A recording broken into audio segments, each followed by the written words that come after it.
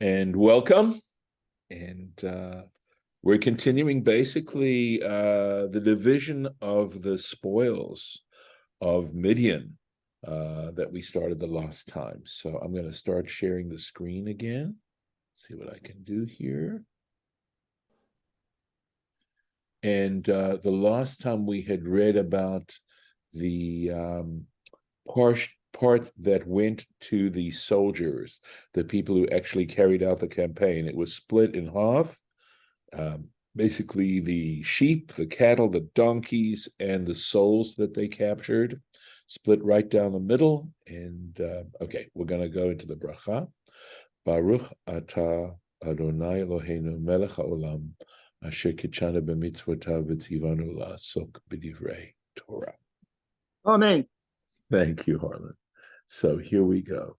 Umi machatzit b'nei Israel. So this is the remaining Israelites who had not actually participated in the campaign itself, actively participated in the campaign. And from the half of the children of Israel, Asher Chatzah Moshe, which Moses had divided as machatzit and chatzah, min ha'anashim hatzovim, right? He took it from the people who had enlisted, right? They had actually, I think that the point is that they had actually captured this booty. Here we go. Umachatzit b'nei Israel asher chatzah Moshe, and from the half of that would go to the Jewish people, which Moses had divided. La'eda, in other words, for the community, v'hotzi lahem min ha'anashim hatzovim, and this was taken out from the one for them, for the Israelites, from the people who had actually engaged in the campaign. So essentially, what I had shared with you. So, v'tahi mechetzat ha'eda min hatzon, and turned out to be exactly the same, right? In terms of, right? Look, total number was this. This was the half, right? So, for whatever reason, the Torah wants to mention the number that was actually taken, right? And the half of the community of sheep, min hatzon, shlosh me'ot elef, 300,000, ushloshim elef, and 30,000. Shivat alafim, 7,000, v'chamesh me'ot, and 500. I don't think we have any. Well, here we go. So this is interesting, actually, because vatahi mechetzat ha'eda, and the half belonging to the community, and all that Rashi says is this somewhat cryptic for me anyway. Kach v'kach. Kach v'kach means the specifics, right? The exactly this and that. Meaning, all right, the numbers that the Torah is going to tell us. But why Rashi felt he had a need to tell us that, I am not sure. I'm not certain. It is a little bit puzzling to me as to what was bothering Rashi that he felt a need to tell us. But he does. He does. So, uvakar shisha ushloshim, cattle, 6 and 30 aleph thousand, right?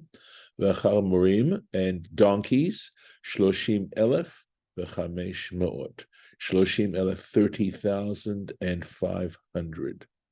V'nefesh adam, and the souls, the human souls, shisha asar aleph, so 16,000. Vayikach Moshe mimachatzit bnei Israel, and Moses took from the half of the children of Israel et ha'achuz ech, and the levy, or the percentage, or the amount he needed to take, right? That which was going to be separated off. La'echuz means to hold on to, right? The part that was to be held on to.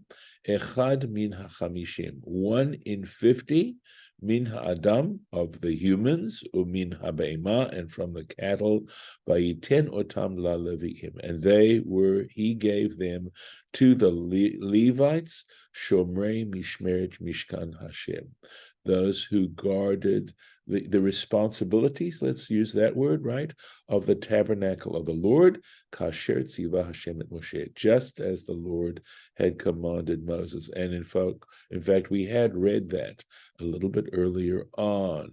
Here we go, vayikach Moshe. And Moses took, and look at this, even more curious. There's nothing here. Lauren, I don't know if you can even look right now. I don't know if anyone else has something there, but there's nothing.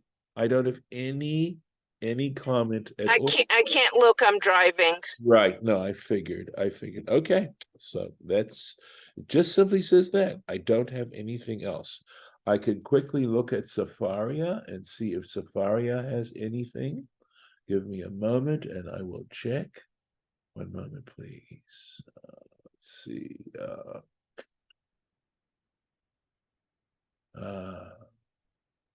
Nope. Nothing in Safaria either, right? And so possibly it's this. So we have our Rashi alongside the text itself. It's printed on the same page. Now, it's quite possible that the original Rashi texts were printed as separate books, right? As separate books from the Torah text itself.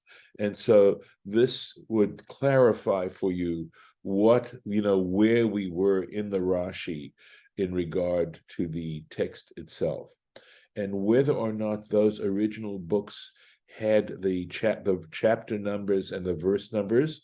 As I understand it, the chapter numbers and the verse numbering, the actual numbering of these things, were actually taken from Christian manuscripts. That they had that the original place was there, and not possibly more verse numbers as opposed to chapter numbers. I know that there's some places, I think in Kings or elsewhere, or maybe some of the prophets, where our chapter numbers are different from the Christian chapter numbers. At any rate, it's a thought. So let's keep going. Here we are. Here we go. Vayikrevu el Moshe hapakudim, the ones appointed, the appointees, right? Asfaria translates it as commanders, but basically lahafkid means to sort of take note of. So someone who's appointed, perhaps, right? So these appointed people drew near to Moses. They came over to Moses. Just a further explanation of who these people were. Hapakudim asher la'alfei hatzava, and it's going to be clarified even further. So the ones who were appointed for the thousands of the troops, Sarei ha'alafim, the officers of thousands, the Sarei ha'me'ot, and officers of 100, of hundreds. And, it's not absolutely clear who was more responsible. Normally, you might think that the people who were commanding the thousands, right, would have been the higher up officers than the ones commanding the hundreds. But on the other hand, it could go the opposite way, and that is that these people were commanding thousands of troops, and these people were commanding the group of 100 officers. So, but I think the fact that it's in this order suggests that these people were the more responsible, or the higher up in the pecking order, you might say. At any rate, let's go on. Hapakudim. So Rashi explains hamemunim, those appointed. So Vayomru el Moshe, and they said to Moses, Avadecha nasu et rosh ansei hamilchama, your servants counted the numbers, the heads. They took a head count of the people engaged in battle, asher biyadenu, which were under our command, literally under our hand. Remember, hand is a metaphor for control, right? So they're under our command. Velo nifkad mimenu ish, and not a single person was missing. The word here is nifkad. Remember here, pekudim, right? So Rashi is then forced to explain this word nifkad, because in this context, it means they were not missing. Every person that was in their place. So here we go. Rashi is explaining velo nifkad, and it's peculiar, sort of an unusual usage here. So he says velo nichsar, and not missing. Not one was missing. In other words, when they took note of them, they didn't find one missing. The Targumo and the Aramaic translation is velo shiga. Here it is, vela shiga, right? So there was not, and shiga for sure means missing. Afhu belashon Arami, and it too in Aramaic, chesron, a missing, an idea of something missing. Kamo, and he gives examples here of this word that where it's going to be, where the word shaga or a variation of it means missing. So here we go. This is Jacob, right? Saying to Laban that if a sheep was missing or a lamb was missing, he had to replace it. Remember when Laban is accusing him of having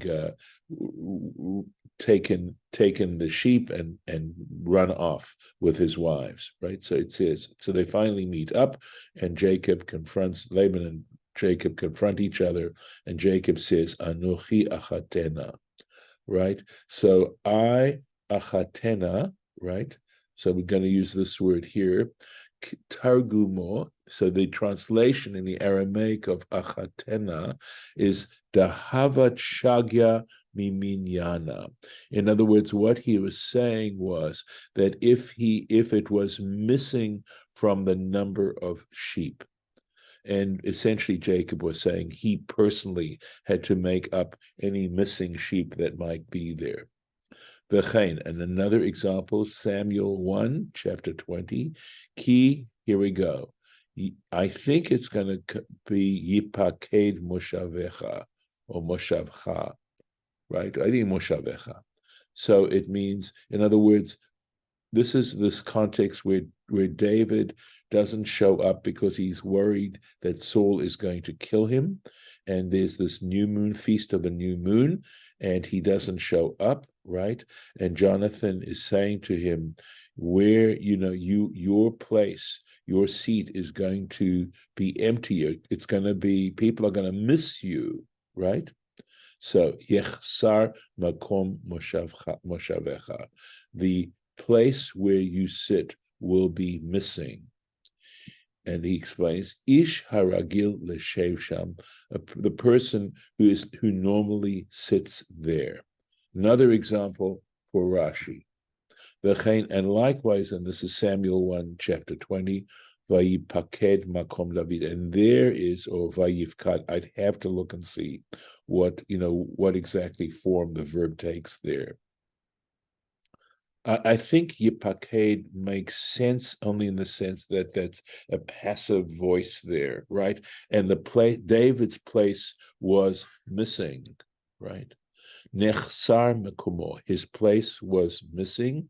Ve'ein ish yoshev sham, and no one else was sitting there. So Rashi is giving other examples of this word nifkad, right? And nifkad itself, passive voice, nifal, right? Okay. Onwards. Vanakrev et korban Hashem. And it says, I believe, it other says, we have brought before an offering to God, right? Or we would like to. I almost feel like I'd like to say that they were coming to Moses and saying, we would like to offer up this offering to Hashem. Ish asher matzah, every individual, in other words, of the group that's there, who found kli zahav, vessels of gold, utensils of gold. And now we have a listing. Interesting, right? This is sort of, in some ways a very unique kind of passage, right? And we have these names of various ornaments. Etz Adah, I say compare Rashi. The Svaria translation is armlet. Rashi is going to translate that differently. Tzamid is a bracelet. Tabat is a ring. Agil is an earring. Bechumaz, Sefaria translates it as a pendant. Again, Rashi is going to translate it differently. Sefaria says the meaning of the Hebrew is uncertain. Lechaper al nafshotenu, to atone for ourselves, lifnei Hashem, before Hashem. Excuse me, 1 second. Okay. So they were bringing this jewelry, right? Clearly women's jewelry, and go back and think, from a literary point of view, this, of course, is a reference to how this whole situation developed, which was when the Moabite women, and I guess the Midianite women as well, engaged with the Israelite men. And of course, many Israelite men died because they were involved in debauchery, and essentially before they also were involved in idol worship. That the women said, well, if you want to engage with me, you're going to have to worship my God. And the Israelite men did, and so the whole thing was one big mess. And so in some ways, that's why this is an atonement, right? So let's take a look. So here, Etz Adah, Elutz Midim Shel Regel. So Rashi says this is jewelry that's worn on the leg, right? Anklets, something like that. Tzamid is a bracelet, Shel Yad. So this is jewelry worn on the hand or the arm. Agil, he says Nizmei Ozen. He says it refers to earrings, jewelry of the ear. And here he goes with kumaz. He says kumaz, devus shel beit harechem. It was the impression, right, of the womb, right, and that's I imagine where it. I don't know if it was worn there exactly, etc., etc. We'll see. Rashi is not finished yet. Lechaper al hirbur halev shel benot Midian. And it says it was to atone for the improper thoughts, right, of the women of Midian. So in other words, this whole thing was there in a way, bringing it as an atonement for that, fitting in with what I had mentioned to you before. Let's go on a little bit here. So, Vayikach Moshe ve'Elazar HaKohen et hazahav meitam. So this actually supports my idea that what they were saying is that they would like to bring these jewelry as an atonement. And here it's saying that Moses and Elazar, the priest, took the gold from them. So they hadn't offered it yet. It hadn't been offered up yet, but now it was actually being offered. Kol chli maaseh. All these wrought objects. Maaseh is something you do. Kli is a vessel or utensil, etc. So these were all wrought. There wasn't just bullion. These were pieces of jewelry. Vayhi kol zahav hatruma, and all the gold of this gift, asher herimu lashem, which they gave over to God. Shisha asar, 16,000, Shva me'ot, 700, v'chamishim shakel, and 50 shekels.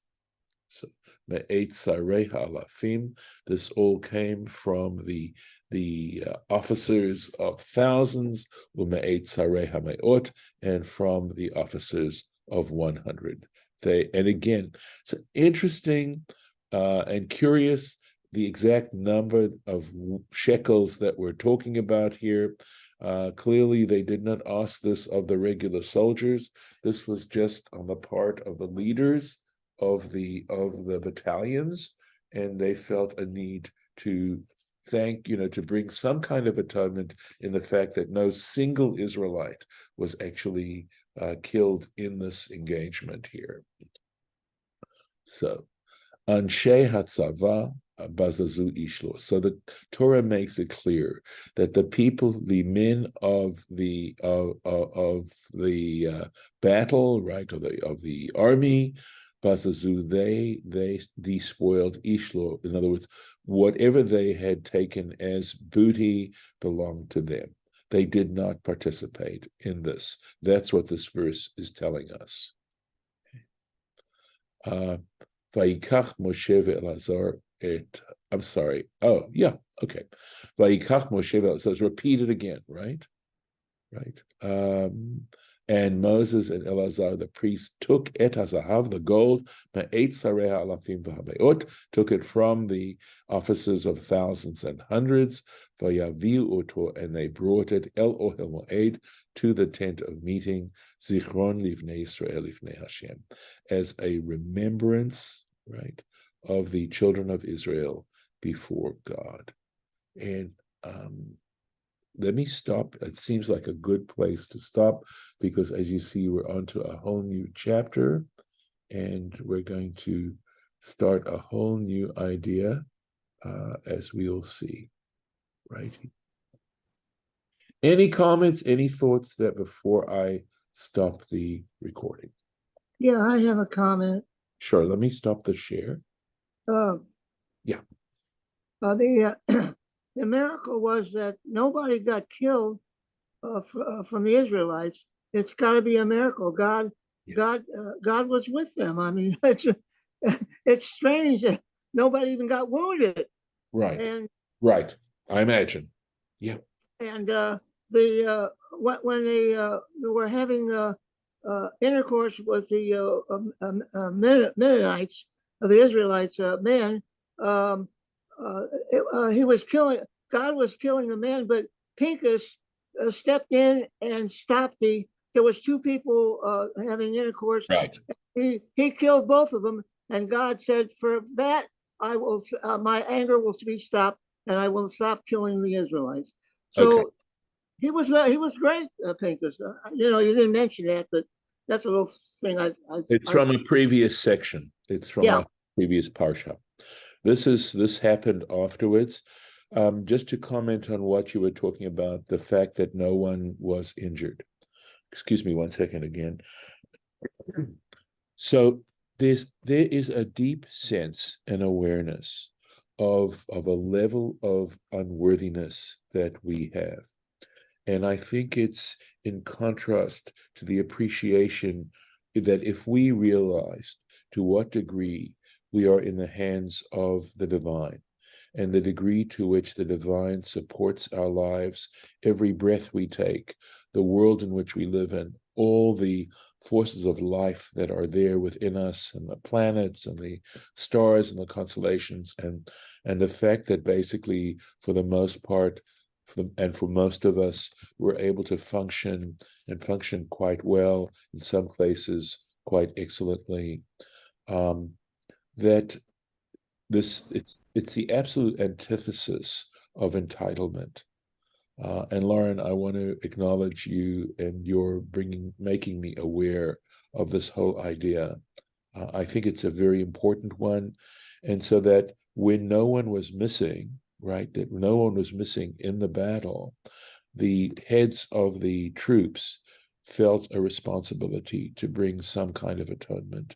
In other words, the fact that this happened and that no one got injured or killed was an act of mercy on God's part.